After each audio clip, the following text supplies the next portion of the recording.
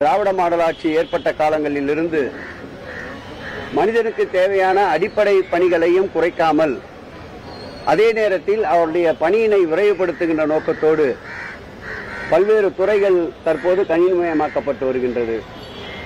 அதில் ஒரு பகுதியாக இன்றைக்கு சென்னை பெருநகர வளர்ச்சி குழுமத்தின் சார்பில் செயல்பட்டு கொண்டிருக்கின்ற கோயம்பேடு அங்காடி நிர்வாக குழுவிற்கென ஒரு இணையதள சேவையை இன்றைக்கு துவக்கி இருக்கின்றோம்.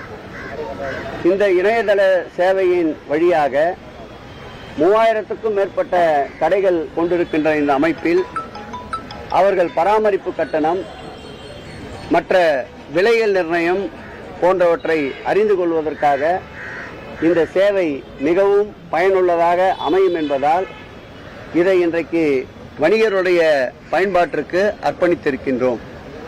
இந்த பெருமுயற்சிக்கு முழு அளவில் உறுதுணையாக இருந்து இந்த சேவை தொடங்குவதற்கு காரணமாக இருக்கின்ற துறையினுடைய செயலாளர் அன்பிற்கினிய கார்கல்லா உஷா அவர்களுக்கும், அன்பிற்கினிய உறுப்பினர் செயலாளர் நம்முடைய பிரகாஷ் அவர்களுக்கும், இந்த கோயம்பேடு அங்காடியினுடைய டிஆர்ஓ அன்பிற்கினிய இந்துமதி அவர்களுக்கும், அன்பிற்கினிய ஆர்டிசி சென்னை பெருநகர மாநகராட்சியினுடைய கௌசிக் அவர்களுக்கும் இந்த நிகழ்விலே பங்கேற்று கோயம்பேடிலே மேற்கொள்ளுகின்ற அனைத்து பணிகளுக்கும் உறுதுணையாக இருக்கின்ற நம்முடைய பெருமதிப்புக்குரிய சட்டப்பேரவை உறுப்பினர் அன்பிற்கினிய பிரபாகர் ராஜா அவர்களுக்கும், இந்த வட்டத்துடைய மாநகராட்சி மாமன்ற உறுப்பினர் தம்பி லோகு அவர்களுக்கும், முக்கியமாக வருகை தந்திருக்கின்ற வியாபாரி சங்க தலைவர்களுக்கும் என்னுடைய மகிழ்ச்சி கலந்த காலை நேர வணக்கத்தை உரித்தாக்குவதில் மற்றற்ற மகிழ்ச்சி அடைகிறேன். ஆயுத பூஜைக்கான இந்த சிறப்பு சந்தை அமைக்கக்கூடிய பணிகள் எப்படி போயிட்டு இருக்குன்னு, இந்த வருஷம் என்ன மாதிரியான கட்டுப்பாடுகள் விதிக்கப்படும், சிறப்பு சந்தை எப்போ ஸ்டார்ட் ஆகும்? வருகின்ற 25ஆம் தேதி தொடங்கி அடுத்த மாதம் 5ஆம் தேதி வரையில் இந்த சிறப்பு சந்தை பணிகள் ஆரம்பிக்கப்பட உள்ளன.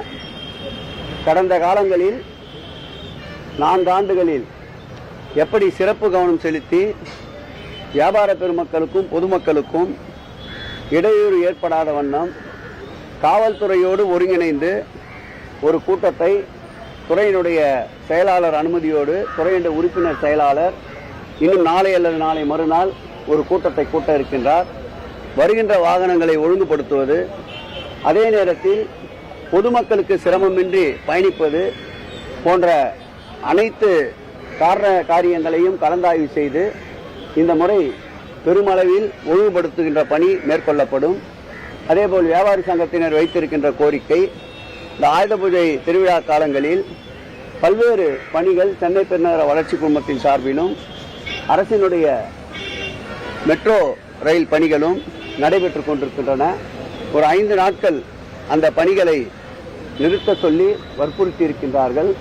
அதையும் சாத்தியக்கூறுகள் ஆராய்ந்து நிச்சயமாக அதற்குண்டான நடவடிக்கைகளும் மேற்கொள்ளப்படும். பலமாக கைத்தட்டுறாரு. அடுத்த முறை வரும்போது நீ திட்டாமல் இருக்க பார்த்துக்கிறேன் நான்.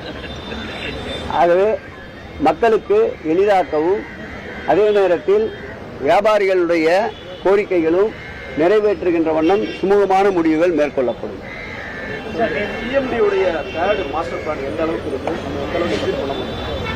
தேர்டு மாஸ்டர் பிளானை பொறுத்தளவில் கடந்த காலங்களில் அறிவிப்போடு நின்ற பணிகளையும் இந்த திராவிட மாடல் ஆட்சியில் நம்முடைய உறுப்பினர் செயலாளர் அவர்களும் நம்முடைய துறையுடைய செயலாளர்களும் பல கட்டங்களில் கலந்தாய்வுகளை செய்து ஏற்கனவே அறிவிக்கப்பட்ட பெருந்திட்ட வரைவு பணிகளையும் தற்போது அறிவிக்கப்பட இருக்கின்ற பெருந்திட்ட வரைவு பணிகளில் சாத்தியக்கூறுகள் இருக்கின்ற பணிகளை மேற்கொண்டு மக்களுக்கு பயன்படுகின்ற பல சிறப்பு அம்சங்களுடைய கூடிய இந்த 3வது முழுமை வரைவு திட்டம் இந்த ஆண்டு இறுதிக்குள் அல்லது தைத்திங்கள் முதல் நாளில் மக்களினுடைய கவனத்திற்கு அர்ப்பணிக்கப்படும் என்பதை மாண்புமிகு முதலமைச்சர் அவர்கள் இந்த பணியை விரைவுபடுத்த உத்தரவிட்டிருக்கின்றார். அந்த வகையில் இந்த பணி விரைவுபடுத்தப்பட்டு தைத்திங்கள் முதல் நாளிலே வெளியிடப்படும்.